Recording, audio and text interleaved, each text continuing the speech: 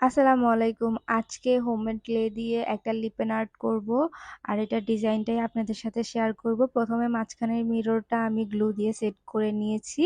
এরপরে আমার ডিজাইন অনুযায়ী ছোট, ছোট করে বল বানিয়ে নিচ্ছি। কারণ এটা সাইডের বর্ডারটা হচ্ছে আমি এরকম ভাবেই দিব।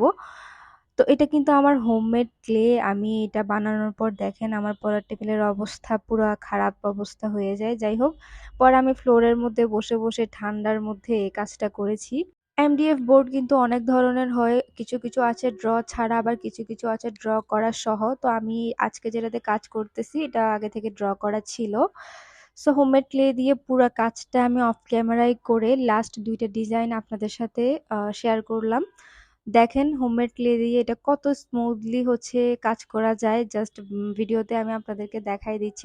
লিপেন আর্টের এমন অনেক ডিটেইলস ভিডিও আমার রয়েছে, তাই আজকের ভিডিওটা জাস্ট শর্ট ভাবে শেয়ার করলাম। যদিও এটা পার্ট 1, পার্ট 2 তে এটার কালার এবং জেসু নিয়ে কথা বলবো।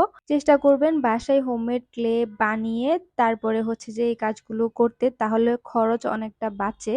আর প্রথম ২-১ বার পারফেক্টলি ক্লে নাও হতে পারে, কিন্তু পরে আবার ঠিক হয়ে যায়। পরিমাণগুলো একবার বুঝে গেলে পরে ক্লে বানাতে আর কোনো প্রবলেমই হয় না। আর এটা কিন্তু একদমই ইজি, সেম প্রসেসে জাস্ট পরিমাণটা কম বেশি দিয়ে আমরা হচ্ছে যে হোমমেড ক্লে, টেক্সচার পেস্ট এবং জেসো বানাতে পারি। তিনোটাই একদম সেম ওয়েতে বানানো হয়। তো আজকের ভিডিও এ পর্যন্তই। পরের ভিডিওতে আমি এটার কালার এবং জেসো নিয়ে কথা বলবো। আল্লাহ হাফেজ।